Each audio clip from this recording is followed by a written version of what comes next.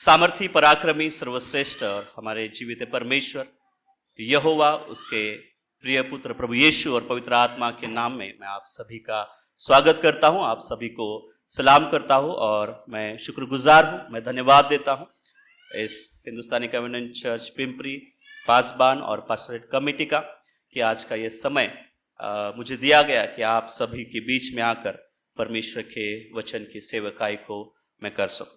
ये विश्वास है कि परमेश्वर उसका वचन कभी खाली नहीं देता और इस विश्वास के साथ हम आगे बढ़ते हैं और परमेश्वर का वचन जो जीवित है, परमेश्वर जो खुद वचन है, आज जरूर हमसे वो मुलाकात करेगा और हमारे हृदय से वो बात करेगा और हमारे जीवन में जो परमेश्वर चाहता है उस बातों के लिए, जो बदलाव को चाहता है, जिस आशीष को वो देना चाहता है, उस आशीष को लिए बिना हम इसके उस पवित्र भवन के बाहर नहीं जाएंगे।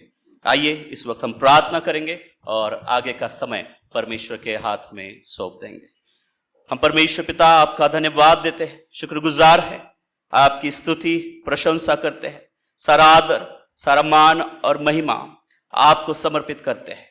धन्यवाद देते हैं इस समय के लिए कि जब हम आपके वचन से परमेश्वर पिता पढ़ते हैं, सुनते हैं और नई बातों को सीखते हैं। हम प्रार्थना करते हैं परमेश्वर पिता, हमारी ये दुआ है कि हमारे शारीरिक और आत्मिक कानों को तू खोल ताकि परमेश्वर पिता हम आपकी आवाज को सुन सके और परमेश्वर पिता आपकी आशीष को हम अपने जीवन में पा सके। आगे का समय और हमारा जीवन आपके हाथों में समर्पित करते हुए प्रार्थना उद्धार करता प्रभु यीशु मसीह के नाम से मांगते हैं, सुन और बड़ी दया से कबूल कर, आमीन। सभी महिलाओं को आज के महिला दिन की विशेष शुभकामनाएं। भले ही आज महिला दिन है परंतु हम परमेश्वर के वचन से कुछ नए विषय की ओर हम अपने ध्यान को लगाएंगे। जरूर महिला इस सृष्टि के लिए, इस संसार के लिए और परमेश्वर की योजना के लिए एक महत्वपूर्ण घटक है। अगर हवा ना होती, अगर सारा ना होती, अगर एस्तेर ना होती तो परमेश्वर की योजना आगे नहीं बढ़ पाती। कि जब दो लोग एक साथ आते हैं तभी परमेश्वर की योजना आगे बढ़कर फलवंत होती है और प्रभु की आशीष को हम पाते हैं। और इसलिए परमेश्वर ने घर, परिवार, एक कुटुंब को स्थापित किया है जिसमें महिलाएं महत्वपूर्ण रोल निभाती है। इसलिए आप सभी महिलाओं को इस दिन की शुभकामनाएं। प्रभु आपको सभी को आशीष दे। मैं धन्यवाद देना चाहता हूं हमारी बहन का जिन्होंने अपनी गवाही को दिया कि परमेश्वर ने उनकी प्रार्थना को सुना और परमेश्वर ने उनके पति को चंगा किया है। एक गवाही है कि परमेश्वर हमारा जीवित है और हमारी प्रार्थनाओं को वो सुनता है और इसी विश्वास के साथ हमें अपने आध्यात्मिक जीवन में आगे बढ़ना जरूरी है। आइए मेरे साथ निकाल लीजिए परमेश्वर के वचन जो आप सभी के सामने पढ़ा गया है। बहुत से लोग नहीं थे, इसलिए मैं फिर से एक बार उस वचन को आपके सामने निकालना चाहता हूं और बताना चाहता हूं जो लिया गया है मत्ती रचित सुसमाचार उसका अध्याय 5 और अध्याय 6 से। जैसे कि हम सभी जानते हैं कि इन दिनों में हम सब उपवास में हैं, हम सब प्रार्थना में हैं और अध्याय 5 और अध्याय 6 ये विशेष परमेश्वर की शिक्षा है जहां पर यीशु पहाड़ी का उपदेश वहां पर करता है। बहुत सारी बातों की शिक्षा वहां पर वो देता है, बहुत सारी बातों को वो अपनी चेलों को और उनके लोगों को वहां पर सिखाता है। लेकिन उनमें से ये जो 3 बातें हैं अध्याय 6 में वचन 1 से लेकर 18 तक, उपवास, प्रार्थना और दान, इसमें एक सिमिलरिटी परमेश्वर ने बताई है। एक ऐसी बात परमेश्वर ने बताई है जो इन तीनों में कॉमन है और ये हमारे आध्यात्मिक और आत्मिक जीवन के लिए जरूरी है। और हर विषय में, हर शिक्षा में परमेश्वर ने वहां पर कहा है कि जब तू प्रार्थना करे या जब तू उपवास करे या जब तू दान दे तो ये दान, ये प्रार्थना या ये उपवास जो है गुप्त रहना जरूरी है। बाकी अन्य कई शिक्षाएं परमेश्वर ने दी है, परंतु इन 3 बातों के लिए परमेश्वर का वचन बड़ा ही स्पष्ट है। और वो कहता है कि जब ये 3 बातें तू करता है तो ये 3 बातें तुझ में और तेरे गुप्तदर्शी पिता में गुप्त रहनी जरूरी है। और इसलिए इन दिनों में जब हम उपवास को कर रहे हैं, कुछ विशेष बातों को मैं आपको परमेश्वर के वचन से सिखाना चाहता हूं कि किस प्रकार से हम ऐसे गुप्त उपवास को रख सकते हैं, हम किस प्रकार से गुप्त दान धर्म को कर सकते हैं और किस प्रकार से गुप्त रीति से अपने परमेश्वर से प्रार्थना कर सकते हैं, जिससे हमारा गुप्तदर्शी पिता हमें आशीष दे। अगर प्रेजेंटेशन ऑन है, हम इन 3 बातों को आज के वचन में से देखने वाले हैं, जिसमें उपवास, प्रार्थना और दान के बारे में हम सीखेंगे। जो उपवास हम करते हैं, कि बहुत से लोग इसी प्रकार से सोचते हैं कि अगर हम कुछ ना खाएं, कुछ ना पिए या कुछ समय के लिए हम अपने आप को भूखे रखें तो यही उपवास है। लेकिन परमेश्वर का वचन और परमेश्वर की शिक्षा आपके लिए और मेरे लिए कुछ अलग और नई बातों को सिखाता है। अगर हम सभी विश्वासी हैं और हम सब ये जानते हैं कि अगर यशायाह नबी की किताब और उसका अध्याय 58 को हम पढ़ते हैं तो उसमें परमेश्वर ने उचित उपवास के बारे में कुछ शिक्षाओं को दी है। और इस वचनों में परमेश्वर का वचन यह नहीं कहता कि तो अपने आप को भूखा रख, परंतु परमेश्वर का वचन यह सिखाता है कि तू भूखे लोगों के लिए कुछ तैयार कर ताकि वो अपने जीवन में भूखे ना रहे। और इसी में अध्याय 58 और वचन 4 को अगर हम पढ़ते हैं तो लिखा है कि सुनो, तुम्हारे उपवास का फल यह होता है कि तुम आपस में लड़ते और झगड़ते और दुष्टता से घूंसे मारते हो। जैसा उपवास तुम आजकल रखते हो उससे तुम्हारी प्रार्थना ऊपर नहीं सुनाई देगी। जिस उपवास से मैं प्रसन्न होता हूं, अर्थात जिस मनुष्य स्वयं को दीन करे, क्या तुम इस प्रकार करते हो? परमेश्वर को आनंदित करने वाला, परमेश्वर को प्रसन्न करने वाला, परमेश्वर को लुभाने वाला उपवास हमें सीखना जरूरी है। यह नहीं कि हम कुछ ना खाए। कुछ लोग इन दिनों में मांस मटन नहीं खाते, छोड़ देते हैं 40 दिन तक, और फिर उसके बाद जितना वजन कम किया है ना, उतना ही ज्यादा फिर एक ही हफ्ते में या 2 हफ्ते में वहां पर बढ़ जाता है। परंतु उपवास जो परमेश्वर का वचन है वो शारीरिक या फिजिकल भूख के बारे में नहीं कहता, परंतु हमें आत्मा की भूख को बढ़ाने के लिए उपवास करना जरूरी है। और यही बात को परमेश्वर का वचन आपको और मुझे सिखाता है। पवित्र आत्मा इस बात को आपके और मेरे जीवन में दिखाता है। इस बात के लिए हमें उस सिद्धता की ओर बढ़ाता है कि आपको और मुझे इन उपवास के दिनों में हमारी आत्मिक भूख को बढ़ाना जरूरी है। हमें परमेश्वर की सहभागिता में जाना जरूरी है। और इसलिए उपवास में हमें परमेश्वर की सहभागिता से मिलने वाले आशीष की ओर बढ़ना जरूरी है। केवल भोजन छोड़ना यह हमारा उपवास नहीं होना चाहिए, परंतु इस उपवास के समय में हम कुछ अलग बातों का प्रयास अपने जीवन में कर सकते हैं। जैसे कि हम समय के उपवास को कर सकते हैं, हम आलोचना को छोड़कर उपवास कर सकते हैं, हम कुछ बातों का त्याग कर उपवास को कर सकते हैं, या हम मौन रखकर, खुद को शांत रखकर, दूसरों के बारे में सोचकर, दूसरों की बातों को सुनकर हम उपवास को रख सकते हैं। उस प्रकार का उपवास, जिस प्रकार का उपवास परमेश्वर ने यशायाह नबी की किताब में आपको और मुझे सिखाया है, उसी के प्रकार दान धर्म भी हम परमेश्वर के बताए हुए वचन के अनुसार कर सकते हैं। जिस प्रकार से यहां पर कहा गया है, अध्याय 58 और वचन 6 से आगे जब हम पढ़ते हैं तो परमेश्वर वहां पर अपने लोगों को, जो विश्वासी है, उनको कहता है कि जिस उपवास से मैं प्रसन्न होता हूं वह क्या यह नहीं कि मैं अन्याय से बनाए हुए दासों और अंधेरे सहने वालों को जुआ तोड़कर उनको छुड़ा लेना और सब जुओं को टुकड़े टुकड़े कर देना। सेवा से मिलने वाले आशीष के बारे में परमेश्वर यहां उन बातों को सिखाता है। एक दूसरे को आदर देकर, एक दूसरे को सम्मान देकर, एक दूसरे को क्षमा कर क्षमा से सेवा तक का सफर परमेश्वर आपको और मुझे वहां पर सिखाता है।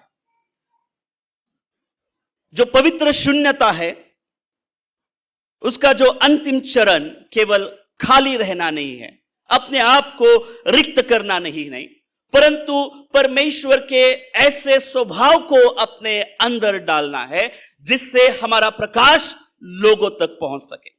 क्योंकि परमेश्वर ने यह कहा है कि तुम जगत की ज्योति हो और तुम इसी से उसके शिष्य कहलाओगे, इसी से तुम पहचाने जाओगे कि तुम मेरे चेले हो, कि जब तुम्हारा प्रकाश लोगों तक पहुंचा जाएगा। और इसलिए जब हम इस उपवास के दिनों में अपने आप को रिक्त करते हैं, जैसे परमेश्वर ने अपने आप को रिक्त किया, हमें उन दानों को अपने जीवन में भरना जरूरी है, उस स्वभाव को परमेश्वर के हमारे जीवन में डालना जरूरी है जिस प्रकार से प्रभु यीशु ने हमें सिखाया है। जैसे गुप्त दान के बारे में हम सीख सकते हैं, समय के दान के बारे में सीख सकते हैं। बहुत से बार हम सिर्फ जो धन हमने कमाया है उसका दशमांश, उसका 10वां भाग हम परमेश्वर को देते हैं, लेकिन जो समय, जो जीवन परमेश्वर ने आपको और मुझे दिया है उसका भी दशमांश परमेश्वर को देना जरूरी है। अगर आज के दिन के लिए 24 घंटे के लिए परमेश्वर ने मुझे इस जीवन दिया है तो उसका दशमांश 2 घंटा 40 मिनट है ना, हमें परमेश्वर को देना जरूरी है, जो हम नहीं दे पाते। इस प्रकार का उपवास हम नहीं कर पाते। पूरे सप्ताह में शायद हम एक दिन 2 घंटे के लिए परमेश्वर के भवन में आकर उपवास को करते हैं, उस दशमांश को देने की कोशिश करते हैं। परंतु अगर उस हिसाब से, जैसे परमेश्वर का वचन हमें सिखाता है, उस हिसाब से अगर हम आगे सीखते हैं या उस प्रकार से चलने की कोशिश करते हैं तो हर रोज हमें अपने समय का दान परमेश्वर को देना जरूरी है। कलीसिया के लिए, सेवा कार्य के लिए, अन्य लोगों के लिए जो विश्वास में नहीं है, जो शायद मुश्किलों में है, जो शायद जखड़न में है, जो शायद आज भी अंधकार में है, उन लोगों के लिए उस समय को हम दे सकते हैं और उस सेवा के कार्य को हम अपने जीवन में कर सकते हैं। दान धर्म करना यानी सिर्फ पैसे देना या बांटना नहीं। ऐसी सेवकाई हमें नहीं करना है जिसमें हम अपने आप को श्रेष्ठ या ऊंचा करें और दूसरे को अपने आप को कमी महसूस कर पाए, परंतु हम इस प्रकार से सेवा कर सकते हैं, इस प्रकार से दान कर सकते हैं जिससे हम एक दूसरे का आदर कर सकते हैं। उदारता की भावना को हम एक दूसरे के जीवन में लेकर आ सकते हैं। कोई लोग हैं जो अपने जीवन में उदारता के साथ देते हैं, जैसे परमेश्वर के वचन में लूका रचित सुसमाचार उसके अध्याय 21 और वचन 1-4 में हम देखते हैं कि जो विधवा ने उसके पास जो 2 पैसे थे क्या किए, परमेश्वर के भंडार में दिए। अपने आप को दीन और नम्र किया और उसने ये प्रार्थना की कि परमेश्वर पिता, मेरे पास जो कुछ भी है उससे मैं अपना गुजारा नहीं कर पाऊंगी, उससे मैं अपने आप को सुरक्षित नहीं रख पाऊंगी, उससे मैं अपने आप को नहीं बचा पाऊंगी, इसलिए जो कुछ मेरा है मैं वो तुझे दूंगी, क्योंकि तू मेरे लिए सब कुछ है, तू मुझे बचाने वाला है, तू मुझे चंगा करने वाला है, तू मुझे छुड़ाने वाला है। और दीनता, दान धर्म करना, देना यानी अपने आप को नम्र करना और सब कुछ परमेश्वर के हाथ में सौंपना। उसी प्रकार परमेश्वर प्रार्थना के बारे में भी हमें उस बात को सिखाता है कि जब तू प्रार्थना करता है तो अपने कमरे में जाकर अपने दरवाजे को बंद कर और अपने गुप्तदर्शी पिता से क्या कर, प्रार्थना कर, ताकि तेरा गुप्तदर्शी पिता तुझे क्या करे? आशीष दे, गुप्त आशीष को वो दे। और इसी शिक्षा को आपको और मुझे अपने जीवन में आगे लेकर जाना है। जब हम इन 40 दिनों में उपवास में, प्रार्थना में हैं, तो जो शिक्षा परमेश्वर ने आपको और मुझे दी है, उस शिक्षा को अच्छी रीति से सीखकर, समझकर आगे बढ़ना जरूरी है। क्योंकि वही उपवास, वही फास्ट परमेश्वर को प्रसन्न करेगा, जैसे परमेश्वर के वचन हमें सिखाता है। ना कि कुछ भूखा रहने से या कुछ देर के लिए अपने आप को पीड़ा देने से, कुछ समय के लिए अपने आप को कष्ट देने से, परंतु परमेश्वर चाहता है कि हम चंगे रहे, हम अच्छे रहे और किसी और के कार्य को अपने हाथ में ले। जैसे परमेश्वर ने हमारे गुनाह, हमारे पाप, हमारे क्रूस को उसने उठाया ताकि हमें अनंत काल का जीवन मिले, ताकि हम अच्छे हो, हमें चंगाई मिले, ताकि हमें जीवन मिले। और इसी बात को आगे बढ़ाते हुए मैं उन 2 आशीष के बारे में आपको सिखाना चाहता हूं, जो उपवास के दिनों में हमें कुछ बातों को सिखाएगी और परमेश्वर की आशीष हम अपने जीवन में किस रीति से पा सकते हैं, उन बातों को सीखेंगे। जो बात परमेश्वर के वचन आपको और मुझे सिखाता है, जहां पर यशायाह नबी की किताब में भी प्रभु का वचन उस प्रकार से कहता है कि तू मनुष्य जो है अपने आप को दिन कर। अध्याय 58 और वचन 5 को जो मैंने आपके लिए इससे पहले पढ़ा था, उसमें यही लिखा है कि जिसमें मनुष्य स्वयं को दीन करे। पहली आशीष जो परमेश्वर आज आपके लिए, इस कलीसिया के लिए लेकर आना चाहता है, पहली आशीष जो परमेश्वर आपको और मुझे देना चाहता है आज के दिन के लिए, वो है नम्रता से मिलने वाली आशीष, अपने आप को दिन करने के द्वारा मिलने वाली आशीष।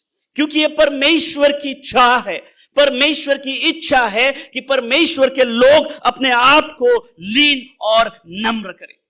उपवास के दिनों में जब हम अपने आप को रिक्त कर रहे हैं, उपवास के दिनों में जब हम अपने आप को परमेश्वर की सहभागिता में लेकर जा रहे हैं, उपवास के दिनों में जब हम अपने आप को उस परमेश्वर की तरह बना रहे हैं, तो परमेश्वर जो खुद एक नम्र था, हमें भी अपने आप को उसी की तरह लीन और नम्र होना चाहिए, जिसके बारे में कहा है कि जिसने स्वर्ग सुख छोड़कर आपके लिए और मेरे लिए इस संसार में आया। जो सारे सुख उसके जीवन में थे, सारे बातें उसके जीवन में थी, उन सारी बातों को उसने हमारे लिए छोड़ा और अपने आप को उसने दीन किया। और ये जो नम्रता की जो संज्ञा है, व्याख्या है, वो भी हमारे जीवन में उसी बात को सिखाती है। परमेश्वर इस सीख को हमें देता है मत्ती रचित सुसमाचार उसके अध्याय 23 और वचन 12 में, कि जो अपने आप को लीन करता है, जो अपने आप को नम्र करता है, परमेश्वर उसे क्या करेगा? ऊंचा उठाएगा। कोई मेरे लिए पढ़े मत्ती रचित सुसमाचार उसका अध्याय 23 और वचन 12।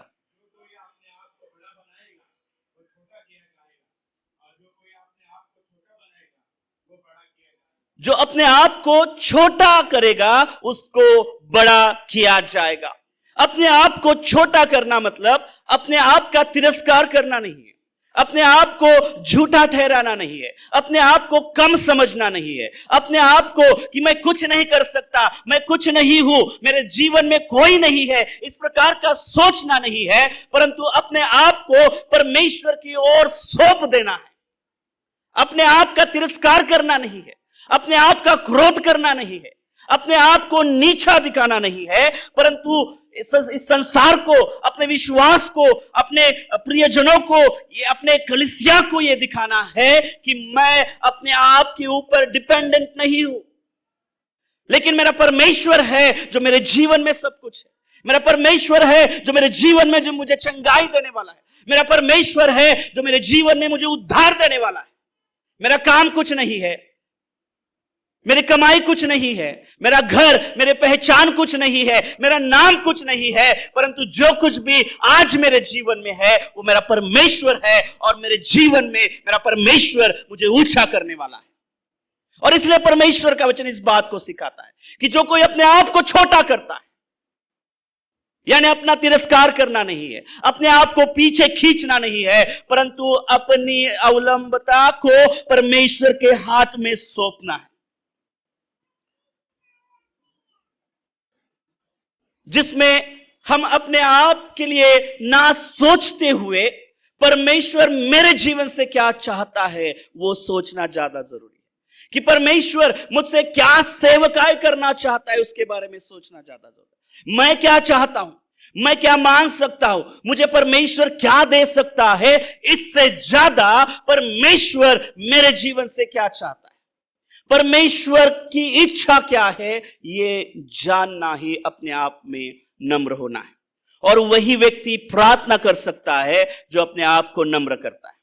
प्रार्थना करना मतलब परमेश्वर के सामने जाना। प्रार्थना करना मतलब परमेश्वर से यह कहना कि परमेश्वर अब मुझसे नहीं होता, मुझे तेरी जरूरत है। प्रार्थना करना मतलब घुटनों को टिकाना, हार मानना कि प्रभु तू ही है जो मुझे उद्धार दे सकता है, कि प्रभु तू ही है जो मुझे इस समस्या से बाहर निकाल सकता है।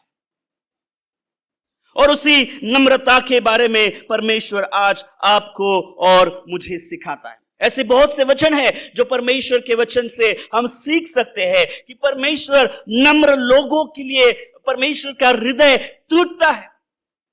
He has favor for those people, those who are humble. मेरे लिए कोई पढ़े याकूब की पत्री उसका अध्याय 4 वचन 6, पतरस की पहली पत्री उसका अध्याय 5 और वचन 5। उसके हिसाब से परमेश्वर का वचन यही कहता है कि नम्र लोगों के लिए परमेश्वर का एक फेवर होता है, परमेश्वर का एक मन उनके लिए होता है, परमेश्वर उनकी प्रार्थना को सुनता है, परमेश्वर की नजर उनके लिए होती है। याकूब 4:6।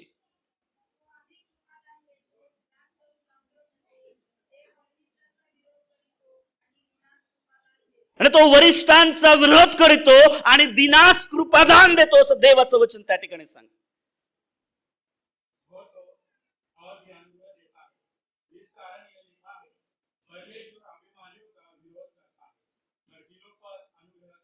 हाँ, परमेश्वर को अभिमानी पसंद नहीं है, परमेश्वर को गर्व करने वाले लोग पसंद नहीं है, परमेश्वर को ऊंचा बोलने वाले लोग पसंद नहीं है, अपने आप का नाम लेने वाले लोग पसंद नहीं है, अपने आप को श्रेष्ठ रखने वाले लोग पसंद नहीं है, परंतु परमेश्वर को ऐसे लोग पसंद है जिनका हृदय टूटा हुआ है, जो अपने आप को लीन करते हैं, जो अपने आप को नम्र करते हैं, जो उपवास में अपने आप को रिक्त करते हैं, जैसे परमेश्वर ने अपने आप को रिक्त किया है। परमेश्वर का वचन यह कहता है दूसरे कुरिन्थियों उसका अध्याय 5 और वचन 17 में कि ऐसे लोगों के लिए, अध्याय 7 और वचन 14 में, कि ऐसे लोगों के लिए हमेशा स्वर्ग के द्वार खुले हैं और परमेश्वर स्वर्ग से उनको आशीष को देता है। पढ़िए दूसरे कुरिन्थियों की पत्री उसका अध्याय 7 और वचन 14।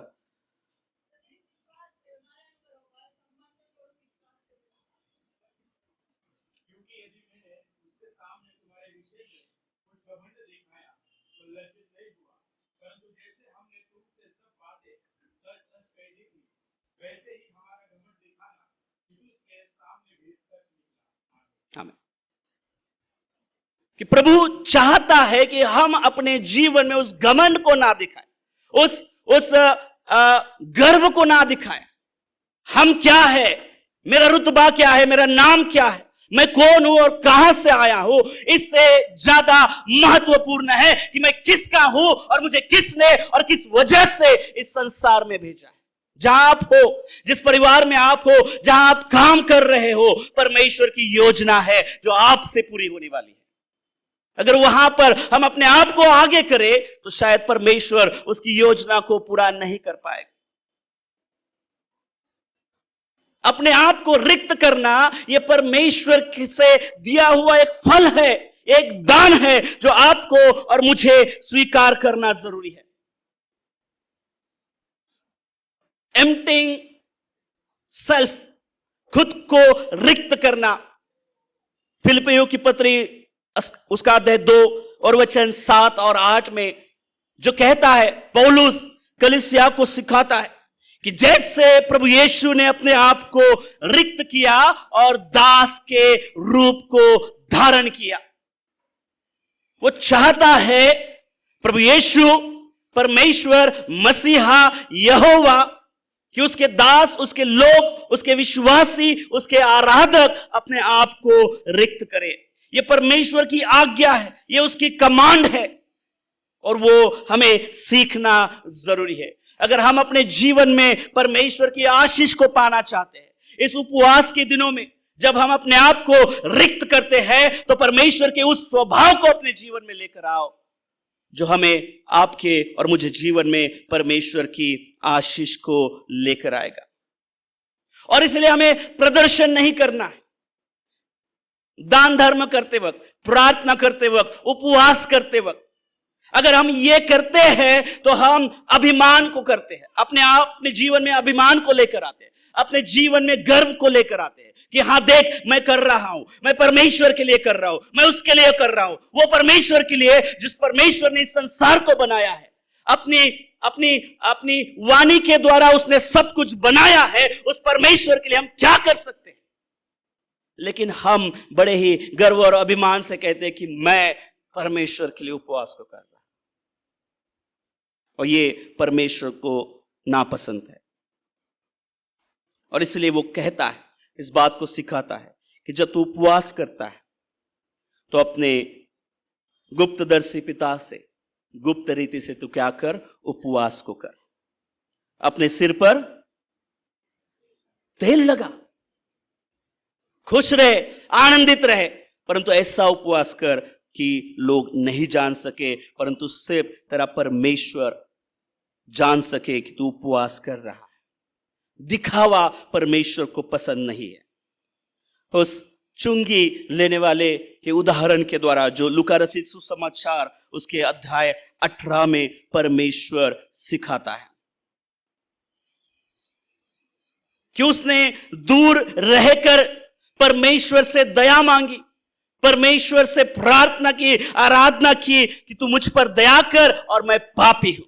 लेकिन उस परुषी और सदुसी के तरह नहीं, जो परमेश्वर के भवन में आगे जाकर परमेश्वर से कह रहा है कि मैं तो दान धर्म करता हूं, मैं तो अच्छे अच्छे कार्य को करता हूं, मैं तो तेरी उपासना करता हूं, मैं तो तेरा बड़ा आराधक हूं। इन बातों को वो नहीं कहता। परमेश्वर उसकी प्रार्थना को सुनता है जो अपने आप को दिन और नम्र करता है, जो अपने जीवन में परमेश्वर पर डिपेंडेंट रहता है, ना कि अपने ऊपर, ना कि अपनी कमाई के ऊपर, ना कि अपने नाम और रुतबे के ऊपर। हमें उस परुषी की तरह प्रार्थना नहीं करनी है, परंतु हमें उस चुंगी लेने वाले इंसान की तरह प्रार्थना करनी चाहिए, जिसमें वो अपने आप को नम्र करता है, जिसमें वो अपने आप को, अपने नाम को, अपने रुतबे को परमेश्वर के सामने नहीं दिखाता, परंतु परमेश्वर की बढ़ाई को वो करता है। परमेश्वर क्या है, वो क्या कर सकता है, उस बारे में वो अपने आप को, उस बात की याद को दिलाता है। और इसलिए वो प्रार्थना करता है कि परमेश्वर मुझ पर दया कर, क्योंकि मैं पापी हूं। यह समझना हमारे इस विश्वासी जीवन के लिए महत्वपूर्ण है। अपने आप को नम्र करने के लिए, अपने आप को परमेश्वर की सेवकाई को आगे लाने के लिए। पिछले सप्ताह में हमने हमारे कलीसिया में इसी बात को करने की कोशिश की कि किस रीति से हम अपने आप को रिक्त कर सकते हैं, किस रीति से हम अपने आप को नम्र कर सकते हैं। 5 दिनों में हमने 5 अलग अलग एक्टिविटीज चर्च के हर एक मेंबरान को दी थी। एक एग्जाम्पल्स दिए थे कि किस प्रकार से हम अपने आप में उस नम्रता की भावनाओं को लेकर आ सकते हैं। हाउ वी कैन प्रैक्टिस, हम किस रीति से अपने आप को नम्र बना सकते हैं, ऐसे कौन से काम कर सकते हैं। आप ऐसा कोई काम करो जो आप सोचते हो कि यह काम मेरा नहीं है। पुरुषों के लिए जैसा बर्तन घिसना, सोचता हूं ये मेरे लिए नहीं है, ये मैं नहीं कर सकता, ये इसके लिए परमेश्वर ने मुझे नहीं चुना। ऐसे काम को करना है जो मुझे अपने आप को अपने स्टेटस से नीचे लेकर जाता है। उसके काम को मुझे अपने जीवन में करना है। प्रभु के सामने जाकर पश्चाताप करना है, प्रार्थना करनी है, उस डिलीवरेंस को पाना है, पाप क्षमा को परमेश्वर से पाना है, परमेश्वर को इन बातों को बोलना है कि प्रभु तू मुझे क्षमा कर। एक दूसरे को क्षमा करना है कि जिसने मुझे दुखी किया है उसको हम क्षमा नहीं कर पाते, क्योंकि हम ऐसे सोचते हैं कि वो गलत है, मैं सही हूं, उसमें भी मेरा एक अभिमान और गर्व है। परंतु परमेश्वर ने कहा है, ना कोई यहूदी, ना कोई, गाना सुना है ना नया, ना कोई स्त्री ना कोई पुरुष, परमेश्वर के नजर में सब एक समान है। तो इसलिए मैं मेरे भाई, मेरी पत्नी, मेरी बहन, मेरी माता, मैं, मेरे दोस्त, मेरे मित्र लोग, इस पर न्याय नहीं कर सकता कि वो गलत है और मैं सही हूं। परमेश्वर उसका न्याय करेगा, लेकिन मुझे उसको क्षमा करना जरूरी है। क्योंकि हम तो ऐसे ही प्रार्थना करते हैं ना कि प्रभु जैसे मैंने मेरे अपराधी को क्षमा की वैसे तू। और यही आज के मनन के लिए दूसरा आशीष है, क्षमा से मिलने वाली आशीष।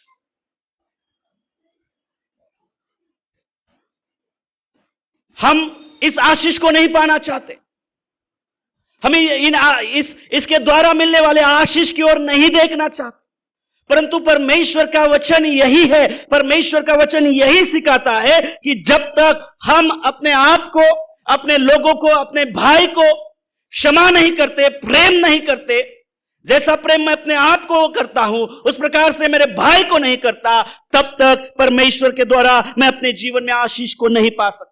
जब तक मैं अपने आप को नम्र नहीं करता, तब तक परमेश्वर की आशीष आपके और मेरे जीवन में नहीं आती। क्या होता है जब हम अपने आप को नम्र करते हैं? What it brings in my life? क्या लेकर आता है नम्रता मेरे जीवन में? पहली बात, आदर और सम्मान को लेकर आती है।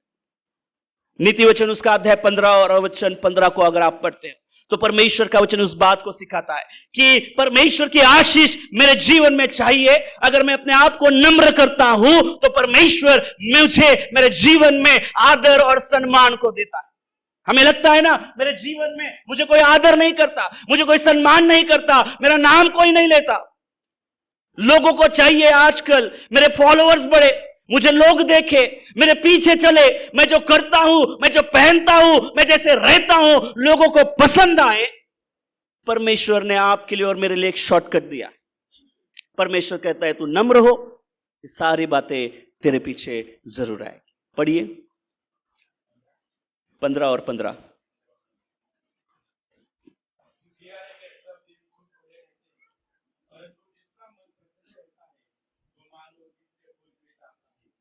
आमीन। क्या लाता है परमेश्वर का जो वचन है, जिससे हम अपने आप को नम्रता की ओर लेकर आते हैं, अपने आप को नम्र बनाते हैं, तो परमेश्वर हमें नम्रता के द्वारा आपके लिए और मेरे लिए एक उद्धार को लेकर आता है। भजन संहिता उसका अध्याय 149 और वचन 4, 149 और वर्स 4, वो उद्धार को आपके और मेरे जीवन में लेकर आता है। अब अपने अकेलेपन को लेकर जाता है, परमेश्वर की सहभागिता को मुझे लेकर जाता है। उस पवित्र आत्मा को द्वारा हमें वो अगवाही करता है कि परमेश्वर मेरे साथ रहे।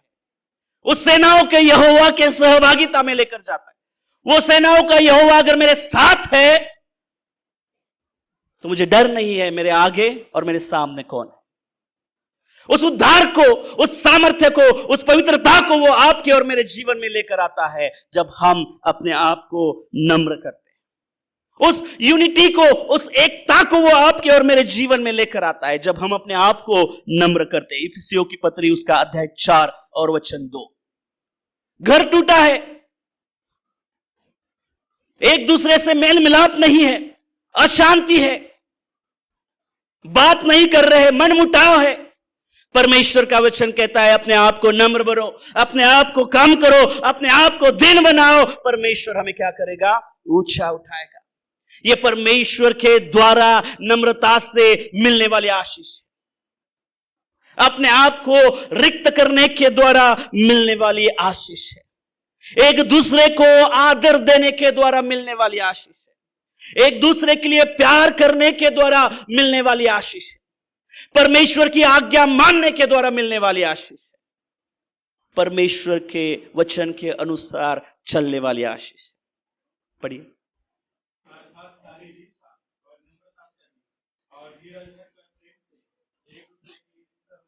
एक दूसरे से सह लो, दीनता के साथ, नम्रता के साथ, और उसी में एकता है। यह परमेश्वर का वचन हमें सिखाता है, कलीसिया के लिए, अपने परिवार के लिए, अपने काम के लिए, अपने लोगों के लिए, कि अगर तुम किसी के साथ जुड़ना चाहते हो, समेट करना चाहते हो, परमेश्वर के साथ समेट करना चाहते हो, तो हमें अपने आप को लीन और नम्र करना जरूरी है। यह परमेश्वर से मिलने वाली आशीष।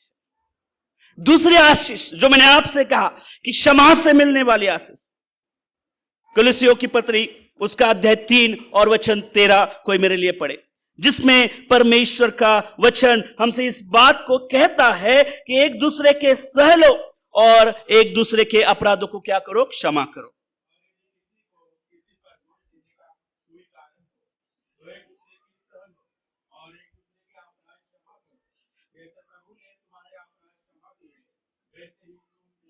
देखो, परमेश्वर का वचन बहुत ही सीधा सरल है, परंतु हम उसे पढ़ना नहीं चाहते, उसे स्वीकार नहीं करना चाहते और उसकी आशीष को नहीं लेना चाहते। बोले क्षमा से मिलने वाली आशीष, जोर से, क्षमा से मिलने वाली आशीष। ओके, ये क्षमा लेनी नहीं है, ये क्षमा क्या करनी है? जैसे आज के साल के लिए आपकी महिलाओं का क्या है, ये क्या है? विषय है कि क्या करना है? देना है, और देने से क्या करना है? कुछ लेना है। और परमेश्वर का वचन आपसे इसी बात को सिखाता है कि जब हम अपने जीवन में क्षमा को देते हैं, तब परमेश्वर आपके जीवन में कुछ अच्छा देता है, और उस आशीष को आपको और मुझे ढूंढना है। वो आशीष अब तक शायद हमारे जीवन में नहीं आई है, उस आशीष को शायद अब तक हमने अपने जीवन में नहीं देखा है। वो आशीष शायद आपके लिए, मेरे जीवन में परमेश्वर ने उस द्वार को बंद करके रखा है। आज आपको, मुझे उस द्वार को, उस खिड़कियों को खोलना है, उस दीवार को गिराना है जो मेरे जीवन में परमेश्वर के आशीष को रोक रही है। क्योंकि परमेश्वर का हाथ इतना छोटा नहीं है कि वो क्या नहीं कर सकता। हां, परंतु मेरे पाप और मेरे अपराध, उनके द्वारा एक दीवार बनी है जो परमेश्वर की आशीष को मेरे जीवन तक नहीं लेकर आती। और उसी बात को, उस विषय को, उस आशीष को परमेश्वर आपको और मुझे सिखाना चाहता है। नम्रता के साथ, क्षमा के साथ, सेवा तक जब हम परमेश्वर के आज्ञा के अनुसार चलते हैं, तब परमेश्वर आपको और मुझे आशीष को देता है। पुराने नियम में अगर हम क्षमा के बारे में सीखते हैं, तो इब्रानी भाषा में क्षमा को नासा कहा गया था। लेवी व्यवस्था उसका अध्याय 16 और वचन 21 और 22 अगर आप वहां पढ़ते हैं, तो वहां पे क्या करते थे कि प्रायश्चित के दिन के लिए एक बलि का बकरा लोग क्या करते थे? याजक के पास लेकर जाते थे, और याजक क्या करता था? उस बकरे पर हाथ रखता था, इज़राइल के लिए, उस मनुष्य के लिए प्रार्थना करता था कि उस मनुष्य का पाप, उस इज़राइल का पाप, उसकी चूक, उसकी भूल, उसकी अवज्ञा, जो कुछ भी उसने जीवन में की है, वो सब लेकर इस बकरे के जीवन पे डाल दो। और उस बकरे को क्या किया कर जाते थे? क्या किया जाता था? जंगल में छोड़ दिया जाता था। लेवी व्यवस्था उसका अध्याय 16 वचन 21 और 22।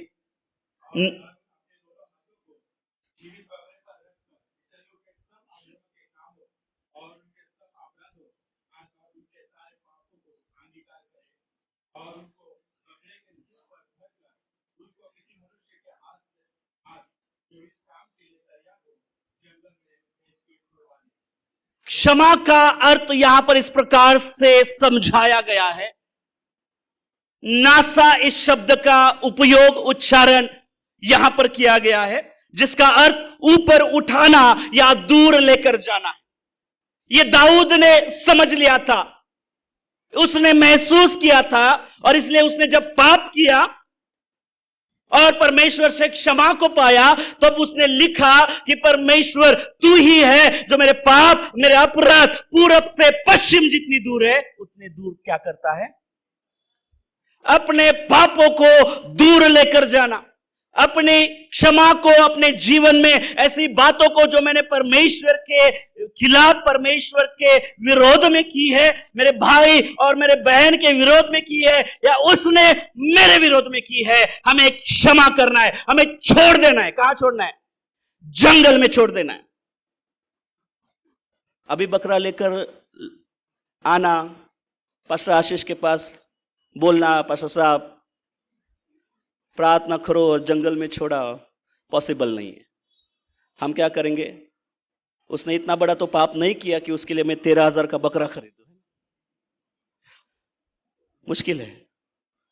परंतु उसका अर्थ, परमेश्वर के वचन में जो शब्द नासा इस्तेमाल किया गया है, उसका मतलब ही वह है दूर लेकर जाना। मैं कैसे परमेश्वर की आशीष को पा सकता हूं?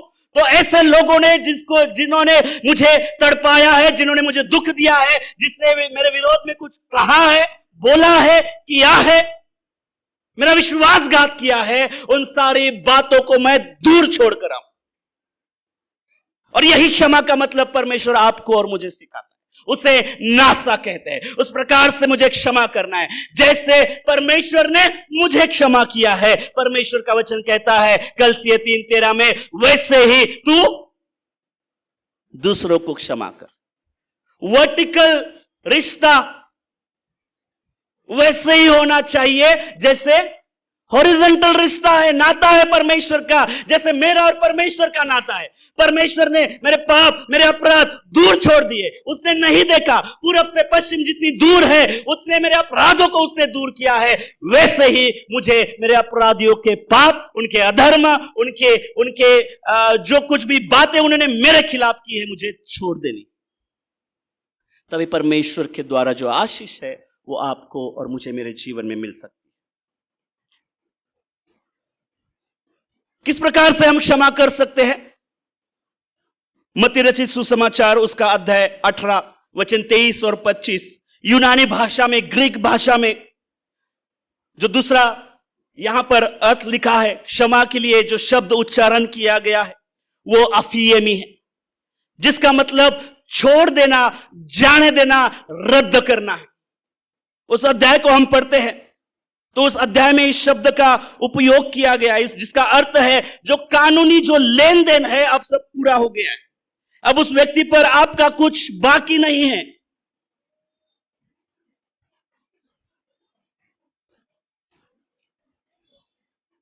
अठारह 23 से 25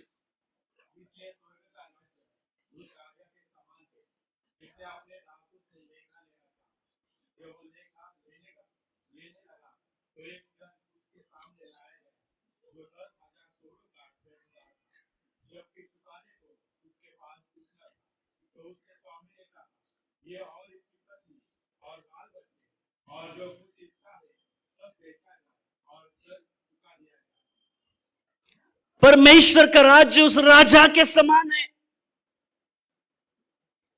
आगे अगर आप पढ़ते हैं तो उस राजा ने उस आदमी को छोड़ दिया, उसके साथ ऐसा कुछ नहीं किया। जब उसने क्षमा मांगी, जब वो पछताया और राजा को बोला कि राजा मैं ये नहीं कर सकता, मेरे बाल बच्चे, मेरे बीवी रास्ते पर आ जाएंगे, मैं गरीब हो जाऊंगा, मैं उनको खिला नहीं पाऊंगा। परमेश्वर का राज्य उस राजा के समान है जिसने उसे छोड़ दिया था। परमेश्वर का राज्य जहां पर परमेश्वर की आशीष है, परमेश्वर का राज्य जहां पर परमेश्वर की सहभागिता है, परमेश्वर का राज्य जहां पर आपके लिए खुशियां है, परमेश्वर का राज्य जहां पर आपके लिए आनंद है, जहां पर परमेश्वर का राज्य जहां पर आपके लिए खुशियां है, उस राजा के समान है जो अपने सेवकों को छोड़ देता है। जिसका कर्ज है, सोचो अचानक आपके मोबाइल में मैसेज आया, HDFC बैंक के द्वारा लिया हुआ कर्ज आपके लिए माफ किया जाता है ना? छोड़ दिया, बैंक कहते जा जी ले अपनी जिंदगी, है ना? परमेश्वर ने ऐसे ही किया। जब मैं पापी था, जब मैं गुनाहों में था, जब मैंने परमेश्वर के खिलाफ ऐसा कुछ किया जिसके लिए मेरे लिए मौत लिखी थी, जिसके लिए मेरे लिए उस नरक के द्वार को खोला गया था, परंतु परमेश्वर ने उस पाप को, मेरे जीवन को छोड़ दिया और कहा कि तू मेरा पुत्र है, तू मेरी पुत्री है, तेरे लिए मैंने अनंत काल का जीवन, तेरे लिए मैंने उद्धार का जीवन रखा। तेरे लिए जो यातना है, जो दुख है, मैं अपने ऊपर लेता हूं। इसलिए पुराने नियम में उस बकरे को इस्तेमाल किया जाता है। और यशायाह नबी की किताब में परमेश्वर के बारे में इस लिखा गया है कि उस मेमने की तरह चुप रहा, जैसे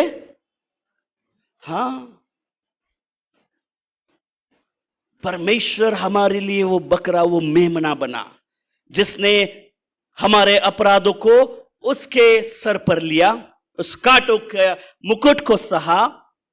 परमेश्वर ने हमारे लिए हमारे पाप और हमारे अपराधों को छोड़ दिया, दूर लेकर गया, उस गुलगुता की टेकड़ी के ऊपर लेकर गया, जो हम पर कभी नहीं आएंगे, जो हमारे पास वापस नहीं आएंगे। वो उतना दूर लेके गया, मृत्यु से भी पार पुनरुत्थित होकर दूर फेंक दिए और बोला अब सब कुछ भूल जा। जिस व्यभिचारी स्त्री को प्रभु यीशु मसीह के पास लेकर आए, प्रभु ने उससे कहा जा, अब से जाकर पाप मत कर।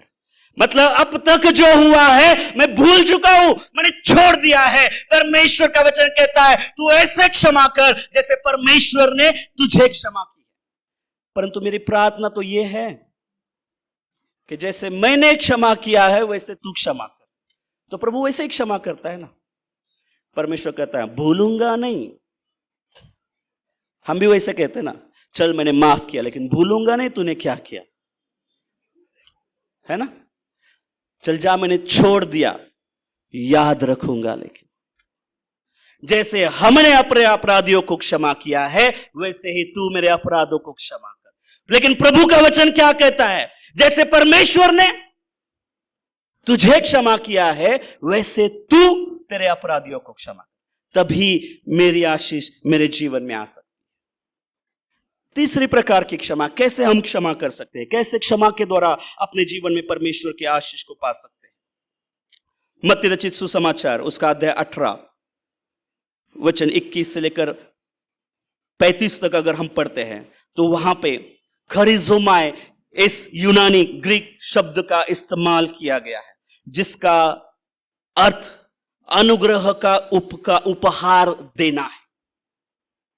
लूका रचित सुसमाचार उसका अध्याय 15 और वचन 11 से 32 को अगर आप पढ़ते हैं तो वहां पर भी है कि केवल ऋण माफ करना पर्याप्त नहीं है, सिर्फ माफ करना पर्याप्त नहीं है, बल्कि जिसने हमें चोट पहुंचाई है उसे अनुग्रह का उपहार देना जरूरी है। उसका मतलब है क्षमा करना, उसका मतलब है खरिजुमाय, जो परमेश्वर ने आपके लिए और मेरे लिए किया कि उसने अब हमारे पापों को क्षमा किया, उसने मुझे क्षमा किया और उसका एक लौता बेटा हमें दे दिया। दूसरा मैसेज आपके मोबाइल पे आया, ताकि ये माफ हुआ है, आपको 2 लाख रुपए ट्रांसफर किए जा रहे हैं। खुशी की बात है ना।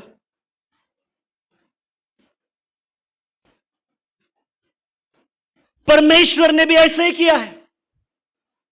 खरिजुमाय क्षमा, हम उस प्रकार से अपने जीवन में क्षमा नहीं कर पाते जैसे परमेश्वर ने मुझे की है, इसलिए मैं परमेश्वर की उस आशीष को नहीं पा सकता जिसने परमेश्वर ने क्षमा में दी है।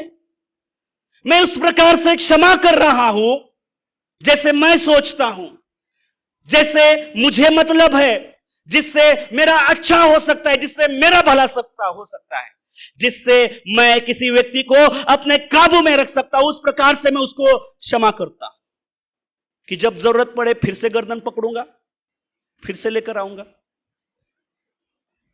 उस व्यक्ति ने वैसे ही किया। उसने राजा के पास गया, क्षमा मांगी, राजा ने उसे क्षमा किया। उसने जाकर दूसरे के गर्दन पकड़े और बोला, देख जो मेरा तूने लिया था वो कहां है। जब ये राजा को पता चला तो राजा ने क्या किया, फिर से उसको लेकर आया और अंधेरी कोठरी में डाल दिया। परमेश्वर का राज्य उस राजा के समान है। परमेश्वर की आशीष उस प्रभु यीशु मसीह के समान है, जिसने आपको और मुझे क्षमा किया। करिश्मा है जो क्या करता है, क्षमा के साथ कुछ उपहार को भी देता है। क्या कर सकते हैं, जिसने आपके दिल को दुखाया है उसको जाकर कुछ भेंट दे और उसे कहे, जा मैंने आज से तुझे क्या किया है, क्षमा किया। उससे जाकर गले मिले, उसे प्रेम दे और कहे कि जा मैंने आज से तुझे क्षमा किया। क्यों?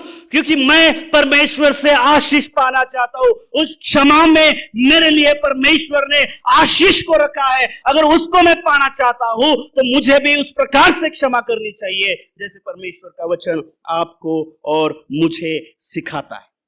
बहुत से बार हमें अपने जीवन में उस ऋण का भ्रम होता है कि अगर हम क्या करते, बैंक क्या करती है, अगर मैं कर्जा लिया तो क्या करते हैं, बैंक कुछ लिख के लेती है ना। हमारे पास कार होगी, गाड़ी होगी, घर होगा तो उसके डॉक्यूमेंट्स क्या करते हैं, बैंक में हमें जमा करना पड़ता है। सोना है, जमा करना पड़ता है, तभी हमें पैसे मिलते हैं। हम क्या करते हैं, किसी को क्षमा करनी है, कोई आता है ना क्षमा मांगने के लिए, सॉरी कहने के लिए, हां ठीक है मैंने क्षमा किया, 5 दिन तक तुझे मेरे लिए यह करना पड़ेगा, है ना। बच्चों के साथ अक्सर ये होता है, मम्मी मम्मी सॉरी, हां ठीक है अब से लड्डू नहीं मिलेगा, है ना। अगर बाद में गलती किया तो देख ये करूंगी वो करूंगा। हम भी ऐसे ही क्षमा करते हैं, कुछ तो उनका अपने तरफ लेकर रखते हैं। अगर वो क्षमा किया ठीक है, वो उधर आएगी ना, मैं नहीं आऊंगा, पास्टर साहब देखो, उसके अगर प्रार्थना है तो आप चले जाओ, मैं आगे के घर में जाकर मिलती हूं। क्षमा किया है ना, प्रेम किया है ना, लेकिन एक ही घर में नहीं रह सकते। आज उसने बनाया मैं नहीं खा सकती। सास बहू में अक्सर ऐसे होता है, उसकी चाय मैं नहीं पीऊंगी, है ना। उसने दिया हुआ भेंट उपहार मैं नहीं लूंगी, मैं नहीं लूंगा। जब हम एक दूसरे के साथ खफा होते हैं, एक दूसरे के विषय में बुरा सोचते हैं, एक दूसरे के लिए मन में कुछ मनमुटाव रखते हैं, तब हम एक दूसरे के साथ नहीं रख सकते, एक दूसरे से नजर नहीं मिला सकते। परमेश्वर ऐसा नहीं सिखाता, परमेश्वर ये नहीं कहता, परमेश्वर ऐसी क्षमा के बारे में नहीं सिखाता। तो उसको सजा मिलेगी। मैं ऐसा करके उसको सजा दे रही हूं, क्या हो रहा है, तुझे खाने नहीं मिल रहा, तुझे अच्छी चाय पीने नहीं मिल रही है। सजा किसको मिल रही है? जहर मैं पी रहा हूं और देख रहा हूं अब कैसा मरेगा। उनका ऋण अपने जीवन में रखकर, खुद दुखी रहकर, खुद के जीवन के अंदर मनमुटाव रखकर, क्योंकि परमेश्वर का वचन कहता है आनंदी हृदय सर्वश्रेष्ठ क्या है, औषधि है। उसको मैं बुरा कर रहा हूं, उसमें बुरा रख रहा हूं, मैं बीमार गिर रहा हूं, मैं निराशा में हूं, मैं दुखी हूं, वो तो मजा कर रहा है और हम कह रहे मैं उसको सजा दे रहा हूं, है ना। हम क्या सोच रहे हैं, हम उसको सजा दे रहे, गलत है, गलत फहमी में हम जी रहे। क्षमा एक निर्णय है, भावना नहीं है। हमें आपको और मुझे समझना जरूरी है। यदि आप क्षमा महसूस करने का इंतजार करेंगे तो आप कभी क्षमा नहीं कर पाएंगे, कि जब तक तू ये नहीं करेगा तब तक मैं तुझे क्षमा नहीं करूंगा। गलत है, प्रभु ऐसे नहीं सिखाता, परमेश्वर हमें इस बात की गवाही को नहीं देता। और इसलिए यूसुफ के उदाहरण को हम अपने जीवन में देखते हैं। उत्पत्ति की किताब में अगर हम अध्याय 45 से लेकर 50 तक हम पढ़ते हैं तो यूसुफ के जीवन में हम सीखते हैं। लेकिन बहुत महत्वपूर्ण बात यहां पर यूसुफ के जीवन में आज मैं आपको सिखाऊंगा। अध्याय 41 और वचन 51 और 52 मेरे लिए कोई पढ़े।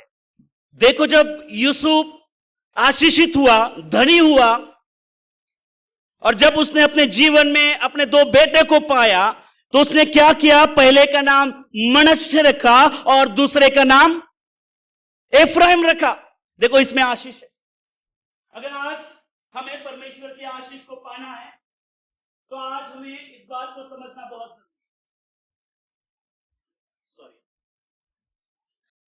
आपको और मुझे ऐसे क्षमा करना है जैसी क्षमा परमेश्वर ने, प्रभु यीशु मसीह ने आपको और मुझे की है। जैसे आशीष यहां पर यूसुफ ने अपने जीवन में पाई है, और उसने एहसास किया, इसलिए क्या किया? उसने पहले बेटे का नाम मनश्शे रखा और दूसरे बेटे का नाम। इसमें आशीष है, इसमें आशीष है, यह हमें स्वीकारना है। आज उस आशीष को लेकर हमें बाहर जाना है। बोलिए, मैं बाहर जाऊंगी, मैं बाहर जाऊंगा, आशीष को लेकर बाहर जाऊं। लेकिन उससे पहले मुझे एक बात को सीखना है। एफ्रेम मनश्शे के बाद आता है, और मनश्शे एफ्रेम के पहले आता है। पहले बेटे का नाम उसने क्या रखा? दूसरे बेटे का? मनश्शे का अर्थ क्या है? सारे बातों को। एफ्रेम का अर्थ क्या है? उसने मुझे,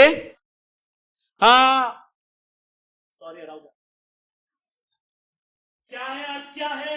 देखो, वहां पर बहुत बड़ी परमेश्वर की आशीष है, जो आपको मुझे समझना है, जो आपको उनके यहाँ से लेके जाना है। अगर आप आपके जीवन में उस आशीष को चाहते हैं, तो हमें अपने जीवन में उस मनश्शे को और उस एफ्राइम को जानना जरूरी है। जब तक मैं अपने जीवन में एफ्राइम को नहीं लेकर आ सकता, मैं मनश्शे को, मैं एफ्राइम को नहीं पा सकता। मेरे जीवन में एफ्राइम से पहले मनश्शे बहुत, मनश्शे यह है कि उन बातों को सुधारना है, मुझे उन लोगों को क्षमा करना है जैसे यूसुफ ने किया है। अपने भाई को उसने माफ किया जिसने उसे बेच दिया, उस दोस्त को उसने माफ किया जिसने उसे धोखा दिया, उस अधिकारी को उसने माफ किया जिसने उसे फंसाया। और जब उसने ये जाना कि परमेश्वर तो आशीष देने वाला है, ये उसने तब जाना कि मुझे ऐसे क्षमा करनी है जैसे परमेश्वर ने मुझे की है। पर यूसुफ ने जाना, तब उसने अपने पहले बेटे का नाम मनश्शे रखा, कि परमेश्वर ने उसे मदद की उन बातों को भुलाने की, परमेश्वर ने उसे मदद की उनको क्षमा करने के लिए, परमेश्वर ने उन्हें मदद की सारी बातों को दूर फेंक देने के लिए, छोड़ देने के लिए, माफ करने के लिए। भाई को बुलाया, बोला चल जा, आज से मैंने तुझे माफ किया। उस अधिकारी को बोला चलो छोड़ दो, जो हुआ भूल जाओ, आज से मैंने तुझे माफ किया। उस मित्र को बुलाया, बोला चल छोड़ दे, मैंने तुझे क्या किया है, माफ कर। तभी वो अपने जीवन में एफ्रेम को पा सका। एफ्रेम यानी कि आशीष। मेरे जीवन में अगर परमेश्वर की आशीष मुझे चाहिए, तो उससे पहले मुझे अपने जीवन में मनश्शे को लेकर आना बहुत ही जरूरी है। जब तक मैं मनश्शे को नहीं पाऊंगा, मेरे जीवन में मुझे एफ्रेम नहीं मिलेगा। क्षमा से मिलने वाले आशीष, हमें यह प्रार्थना करना जरूरी है कि प्रभु मुझे उन लोगों को क्षमा करने के लिए सहायता कर जिन्होंने मुझे दुख दिया। उन लोगों को क्षमा करने के लिए तो मुझे सहायता कर जिन लोगों ने मेरे खिलाफ बोला है। उन लोगों को क्षमा करने के लिए प्रभु मेरी सहायता कर जो लोगों ने मुझे फंसाया है, क्योंकि प्रभु मैंने तुझे फंसाया था, क्योंकि प्रभु मैंने तेरे खिलाफ बोला था, क्योंकि प्रभु मैंने तेरे खिलाफ उस कार्य को किया था, फिर भी तूने मुझे क्षमा किया है। तूने मुझे उस उपहार को दिया है जो तेरा खुद का एक लौता बेटा था। तूने उन सारी बातों को मेरे जीवन से दूर फेंक दिया है। तूने मुझे माफ कर दिया है। और परमेश्वर का वचन कहता है तू ऐसे माफ कर जैसे परमेश्वर ने तुझे माफ किया। आइए मेरे पीछे बोलिए, एफ्रेम मनश्शे के बाद आता है और मनश्शे एफ्रेम के पहले आता है। एफ्रेम मनश्शे के बाद आता है और मनश्शे एफ्रेम के पहले आता है। यह आशीष को आज मुझे इस कलीसिया से बाहर लेकर जाना है। क्षमा लेने से नहीं, क्षमा देने की आशीष को आज मुझे एहसास करना है, उस आशीष को महसूस करना है, उस आशीष को मुझे पाना है जो आज तक मेरे जीवन में मैं नहीं देख पाया, जो आज तक मेरे जीवन में कहीं दबी हुई थी, कभी कभी फंसी हुई थी, क्योंकि मैं उस रीति से क्षमा नहीं कर पा रहा था जैसे परमेश्वर ने मुझे क्षमा। उस एफ्रेम को मैं अपने जीवन में नहीं देख पाया क्योंकि मेरे जीवन में अब तक मैंने मनश्शे को नहीं पाया। मुझे मनश्शे को पाना, तभी मैं एफ्रेम तक पहुंच सकता। मुझे क्षमा को देना, तभी मेरे जीवन में परमेश्वर की आशीष को मैं पा सकता। आइए हम अपने स्वरूप को झुकाए, प्रार्थना।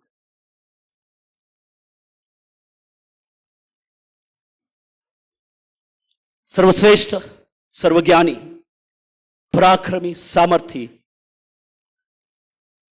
स्वर्ग में विराजमान हमारे जीवित परमेश्वर पिता, हम धन्यवाद देते हैं उस यूसुफ के जीवन के लिए, प्रभु यीशु मसीह के जीवन के लिए, उस चुंगी लेने वाले के जीवन के लिए, उस विधवा के जीवन के लिए, जिन्होंने परमेश्वर पिता अपने जीवन में क्षमा से सेवा तक का सफर तय किया, अपने आप को नम्र किया, अपने आप को रिक्त किया और परमेश्वर पिता आपके आशीष को अपने जीवन में उन्होंने भरा। हम प्रार्थना करते हैं परमेश्वर पिता कि जो आप हमारे दुख और दर्द को भुलाने वाले परमेश्वर हो, हमारी सहायता कर कि हम भी अपने जीवन में उन लोगों को, उनके कामों को, उनके गुणों को, उनके स्वभाव को हम अपने जीवन में भुला सके, जिन्होंने हमारे विरोध में परमेश्वर का कुछ सोचा है, कुछ किया है, जो हम सोचते हैं कि शायद वो हमारे जीवन में हमारे अपराधी।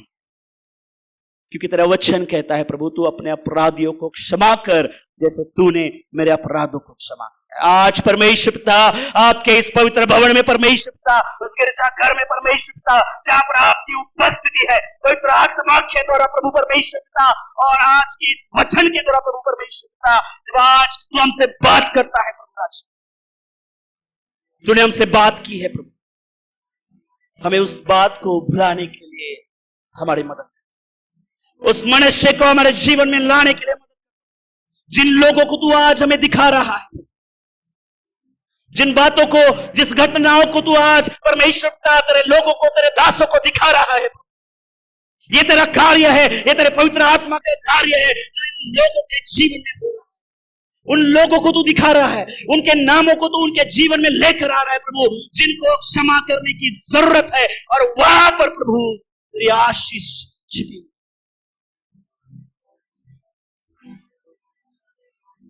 आइए उस लोगों को, उस घटना को, उस समय को, उस बातों को भुलाने की कोशिश, क्योंकि परमेश्वर, यूसुफ कहता है कि वो मुझे दुख और दर्द को भुलाने वाला परमेश्वर, वही मेरे जीवन में मनुष्य को लेकर आने वाला।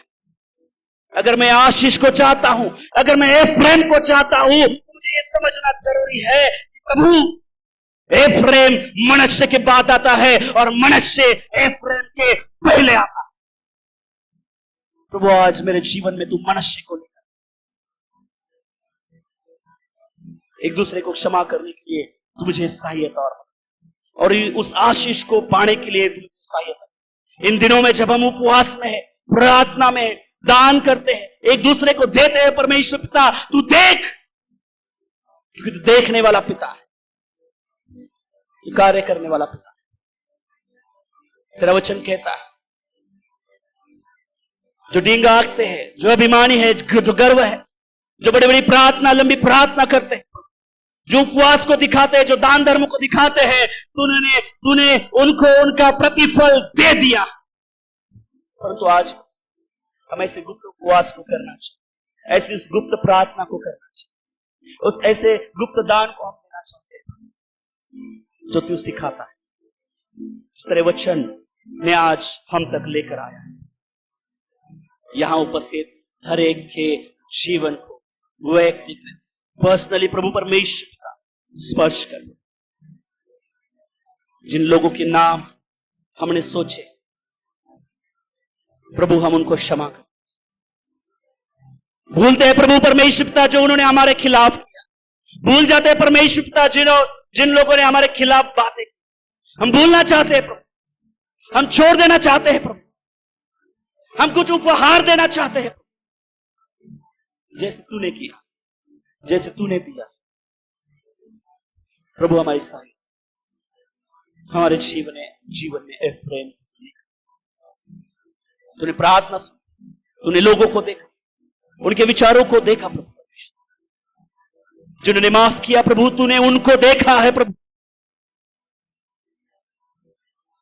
तेरा पवित्र आत्मा, तेरा वचन जो हमारे जीवन के लिए दिया है प्रकाश, जो तू हमारे जीवन में अग्नि स्तंभ और मेघ स्तंभ है प्रभु, आज भी इस कलीसिया के ऊपर, इस कलीसिया में हर एक जन के ऊपर परमेश्वर का तू मौजूद है, तेरी उपस्थिति है और तुझे देखा है। प्रार्थना करते उनके हर एक के जीवन में उस एफ्रेम को लेकर, उस आशीष को लेकर आ जो आज तक दबी हुई, जो आज तक उनके जीवन में, उन दरवाजे को खोल, उस झील को तो खोल, उस पवित्र आत्मा की आशीष को फिर से एक बार तू बहने दे प्रभु। तेरी रूह को परमेश्वर पिता हर एक के जीवन में तू उतार कर दे। किसी को भी तो खाली हाथ वापस, हर एक को आशीष यीशु मसीह सब मिलकर